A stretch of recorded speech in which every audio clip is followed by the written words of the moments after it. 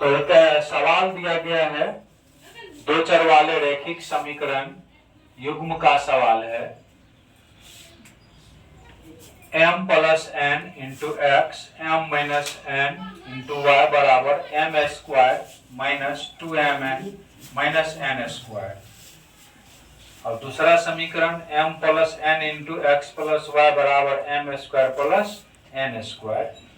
तो ये समीकरण सही है, इसको समीकरण 1 मान लिए और इसको अभी समीकरण 2 नहीं मानेंगे। इसका थोड़ा सा हल करना है, थोड़ा हल कर देंगे तब ये समीकरण आसान हो जाएगा। देखिए यहाँ पे गुना का संबंध है, प्लस माइनस का तो नहीं है।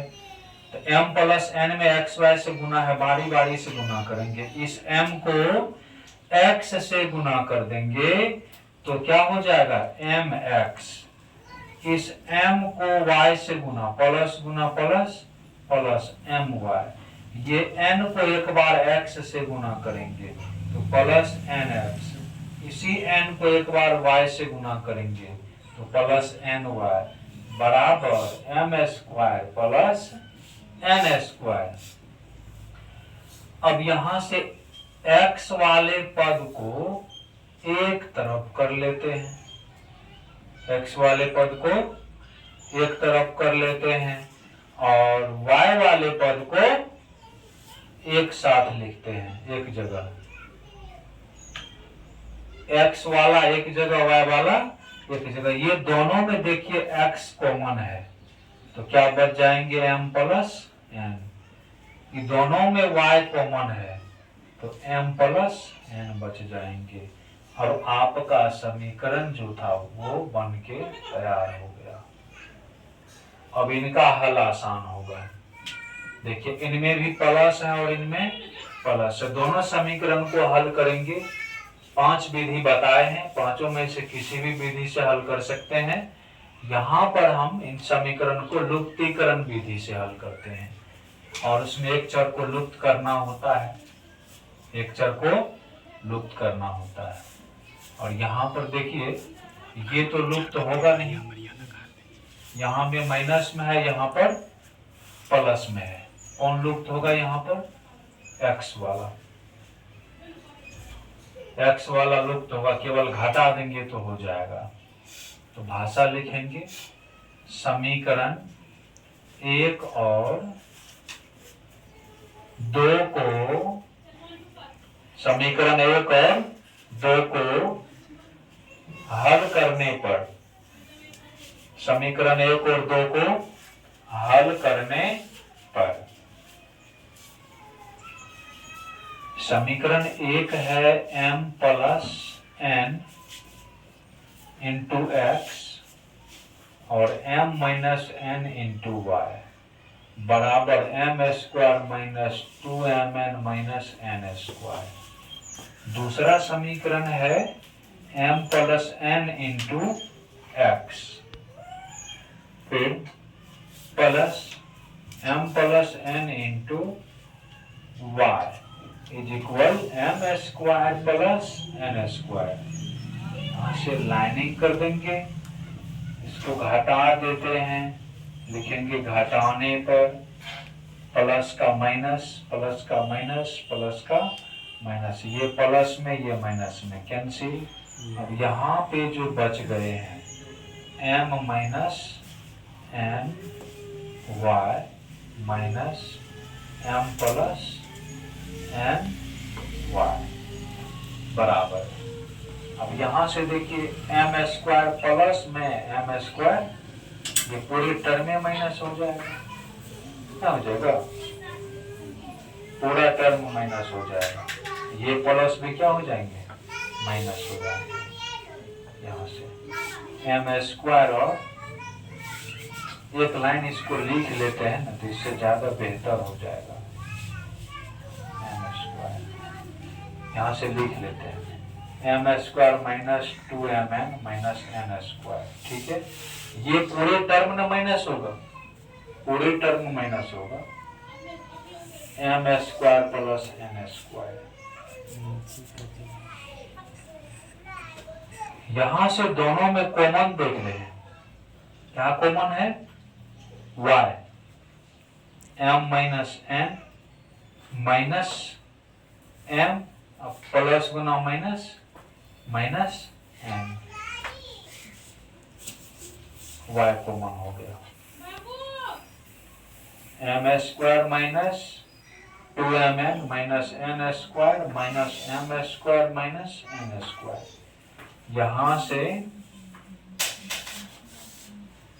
m स्क्वायर प्लस में माइनस में कैंसिल,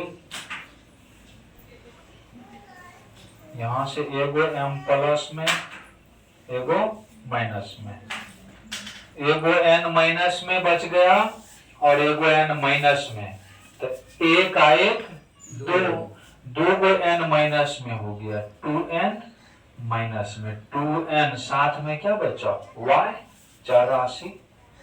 अब यहां से देखिए एगो माइनस में n स्क्वायर, एगो माइनस में n स्क्वायर, माइनस में 2n स्क्वायर माइनस 2mn। अब ये माइनस 2 जो है यहाँ पर है और इधर माइनस 2 कॉमन है, तो माइनस 2 कॉमन लेकर के काट देंगे। यहाँ इस माइनस 2ny को ऐसे ही छोड़ देते हैं, इधर माइनस 2 हम कॉमन मार लेते हैं, माइनस 2 साथ में n भी कॉमन हो जाएगा ना, n भी कॉमन दे देगा, माइनस 2n कॉमन मारेंगे तो माइनस 2 तो कॉमन हो गया, 2n एक n दे दिया तो बचा एगो n, यहाँ पर n कॉमन हो गया 2 भी कॉमन हो गया, तो क्या बचा m बचा। इसके पास n है ना, इसके पास एगो n, इसके पास 2 गो n है, अब दोनों के पास है माइनस भी, तो माइनस भी कॉमन कर लिए, माइनस गया यहाँ से देखिए, और फिर उसके बाद 2 है तो 2 कॉमन कर लिए, फिर n कॉमन मारे। लेकिन एक तरीका है, अगर माइनस कॉमन लेते हैं तो जो टर्म का साइन है वो चेंज हो जाता है, ये माइनस था तो प्लस हुआ, ये भी माइनस है तो क्या होगा प्लस, माइनस है ना, माइनस कॉमन मारे ना, ये क्या हो जाएगा प्लस हो जाएगा।